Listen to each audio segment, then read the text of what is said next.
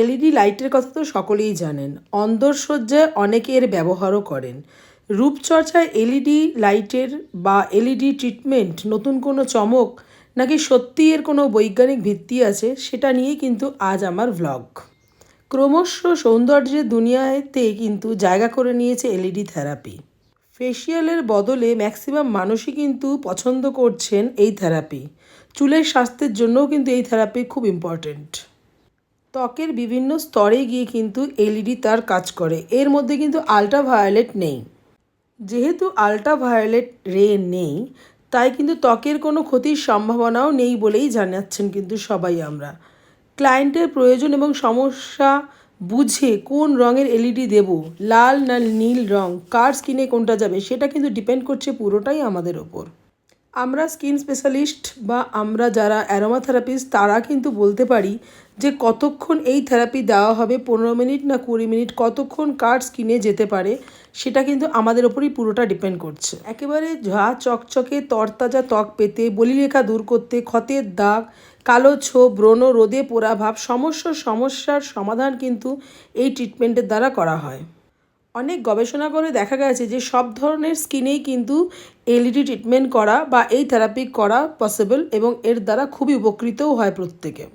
তবে হ্যাঁ, একটু সাবধান হওয়াটা খুব প্রয়োজন। অনেকের কাছেই শুনছি নাকি তারা বাড়িতে বসেই এই মেশিন কিনে নিয়ে তারা ট্রিটমেন্ট করছে, কিন্তু কখনোই সেটা পসিবল নয়। প্রতিটি জিনিস কিন্তু এক্সপার্ট দ্বারাই করা উচিত এবং এই ট্রিটমেন্টটাও এলইডি যে মাস্ক দিয়ে যে ট্রিটমেন্ট করা হয় সেটা অবশ্যই প্রয়োজন জানা যে কার স্কিনে কোন আলোটা প্রয়োজন। তো সেই কারণে আমি বলবো যে বাড়িতে বসে কখনোই পসিবল না এই ট্রিটমেন্ট করা। আমার পার্লারে বিভিন্ন ধরনের অ্যারোমা এসেন্সিয়াল অয়েলের সাহায্যে কিন্তু এই ট্রিটমেন্টটা করে থাকি, যেটাতে কোনো স্কিনের কোনো ক্ষতি হওয়ার চান্সেস নেই, যেহেতু পুরোটাই কেমিক্যাল ফ্রি।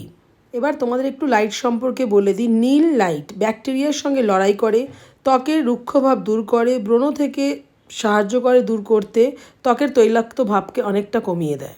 ইয়েলো কালার ত্বকের অক্সিজেন বাড়ায়, দাগ ছোপ দূর করতে সাহায্য করে। গ্রিন কালার ক্ষত বা দাগ সারাতে এই রঙের কিন্তু ব্যবহার করা হয়। হোয়াইট ত্বককে আরাম দেয়, ভেরি মাচ রিল্যাক্সেশন দেয়। এবার আসি রেড কালার, ত্বকের কোলাজেন বৃদ্ধি করে, তারুণ্য ধরে রাখে, বলিরেখা কমায়। এখানে এর সাথে আমি একটা রাবার মাস্ক ইউজ করেছি, যেখানে ওর মুখে পিম্পলস আছে বা খুব ব্ল্যাক স্পট ছিল, সেটা কিন্তু পুরোপুরি ইনস্ট্যান্ট কিওর হয়ে গেছে। তাই আবারও বলবো, যে কোনো প্রবলেম স্কিনের সেটার কিন্তু একমাত্র সমস্যার সমাধান করে এই ফেসিয়ালটির দ্বারা।